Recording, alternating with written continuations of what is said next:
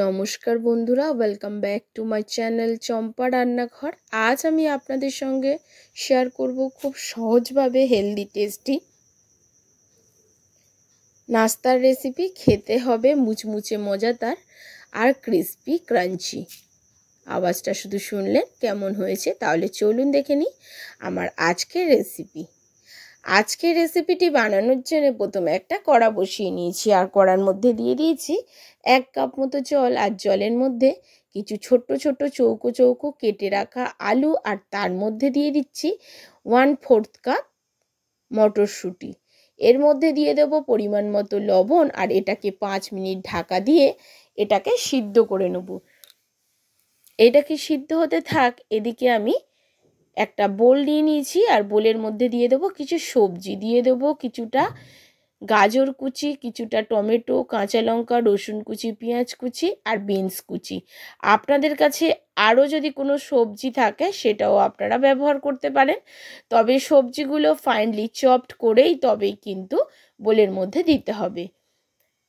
একটু কুচি কুচি করে কাটবেন, যাতে আপনারা নাস্তাটা তৈরি করার সময় যে সবজিগুলোকে অ্যাড করবেন বেরিয়ে না আসে। এবার সবার লাস্টে দিয়ে দিলাম পেঁয়াজ, দিয়ে দিচ্ছি পরিমাণ মতো লবণ। লবণটাকে দিয়ে সবজিগুলোকে খুব ভালো করে মিশিয়ে রাখছি। এই লবণটা দিয়ে মিশিয়ে রাখলে সবজি থেকে কিছু জল বেরোবে। এই প্রসেসটাকে আগে করে নিতে হবে। এবার চলে যাব সরাসরি চুলায়, কারণ 5 থেকে 10 মিনিট মতো হয়ে গেছে। আর দেখুন আলু আর কড়াইশুঁটিটা কিন্তু বেশ সিদ্ধ হয়ে গেছে। এবারে এটাকে একটা থালাতে আমি তুলে নিচ্ছি। এটাকে তুলে নিয়ে খুব ভালো করে জলটা ঝরিয়ে নিতে হবে। নেয়ার পরে আলু আর মটরশুঁটিগুলোকে ম্যাশ করে নিতে হবে। আপনারা আপনাদের প্রয়োজন মতো তৈরি করবেন। নাস্তার পরিমাণটা বাড়ানো কমানোর সঙ্গে সঙ্গে আলু আর কড়াইশুঁটির পরিমাণটা বাড়িয়ে কমিয়ে নেবেন। প্লিজ বন্ধুরা প্রথম থেকে শেষ পর্যন্ত ভিডিওটি দেখবেন। ভিডিওটি যদি কোথাও একটু ভালো লাগে থাকে অবশ্যই একটা লাইক করবেন, প্রচুর প্রচুর শেয়ার করবেন, আর কমেন্ট করে অবশ্যই জানাতে ভুলবেন না আপনি কোথা থেকে আমার ভিডিওটি দেখছেন। আর মটরশুঁটি আর আলু সিদ্ধটাকে দিয়ে দিলাম। আমার যে সকল বন্ধুরা পেঁয়াজ রসুন খেতে অপছন্দ করেন, এখানে পেঁয়াজ আর রসুনটাকে স্কিপ করে দেবেন, দিয়ে আপনারা নিরামিষও বানাতে পারেন। এবার সমস্ত কিছু দিয়ে কড়াইশুঁটি আর আলুটাকে খুব ভালো করে মেখে নেব। যারা নিরামিষ খাবেন তারা এখানে বাঁধাকপি কুচি, ক্যাপসিকাম কুচিও অ্যাড করে দেবেন, শুধু পেঁয়াজ রসুনটাকে বাদ দিয়ে দেবেন। এবারে এর মধ্যে কিছু মশলা ইউজ করব। দিয়ে দেব আমি আজওয়ান। আজওয়ানটা দেওয়ার কারণে খুব তাড়াতাড়ি হজমে সাহায্য করবে। দিয়ে দিচ্ছি কিছুটা জিরা গুঁড়ো। সবজিগুলোকে আলু আর মটরের সঙ্গে খুব ভালো করে মেখে নিয়েছি। আচ্ছা, এবারে দিয়ে দিচ্ছি এখানে চাট মশলা, দিয়ে দিচ্ছি হলুদ গুঁড়ো, আর দিয়ে দেব এখানে সামান্য একটু ম্যাগি মশলা। এবারে দিয়ে দিচ্ছি 1 চামচ মতো বেসন আর 1/2 চামচ মতো কর্নফ্লোর। এখানে অবশ্যই কর্নফ্লোরটা ব্যবহার করবেন। আর 1 চামচই আমি বেসন ব্যবহার করেছি। আপনারা সবজিটা বাড়ানো কমানোর সঙ্গে সঙ্গে বেসনের পরিমাণটা বাড়িয়ে কমিয়ে নেবেন। তবে বন্ধুরা এখানে সমস্ত সবজি আলু মটর মিলিয়ে কিন্তু এখানে আমার 150 গ্রাম আছে। তো এই 150 গ্রামের মধ্যে আমি 1 চামচ বেসন আর 1/2 চামচ কর্নফ্লোর মিশিয়েছি। আপনারা সেই অনুযায়ী বুঝেই কিন্তু বেসন আর কর্নফ্লোরটা মেশাবেন, যাতে বেসনটা বেশি না হয়ে যায়, তবে কিন্তু এই নাস্তাটার টেস্ট একদম খারাপ হয়ে যাবে। এবারে খুব ভালো করে মেখে নিয়েছি। এবার হাতটাকে একটু পরিষ্কার করে আসবো। হাতে একটু তেল দিয়ে নিয়েছি, আর দেখুন যে ডোটাকে আমি বানিয়ে নিয়েছিলাম সবজি বেসন আর কর্নফ্লোরের, সেটাকে খুব ভালো করে কিন্তু হাতে একটু তেল দিয়ে একটা ভেজিটেবল চপের মতো শেপ দিয়ে দিচ্ছি দেখুন। আর এর মধ্যে কিন্তু আমি লবণও মিশিয়েছি, নিশ্চয়ই আমি দেখিয়েছি, হয়তো বলতে ভুলে গেছি কি, দেখবেন একবার, লবণটা অবশ্যই অ্যাড করবেন। আগেই লবণ অ্যাড করে দিয়েছিলাম। লবণটা অ্যাড করে দিয়েই তবেই কিন্তু ভেজিটেবল থেকে জলগুলো যাতে বেরিয়ে যায়, জলগুলো কিন্তু ফেলবেন না।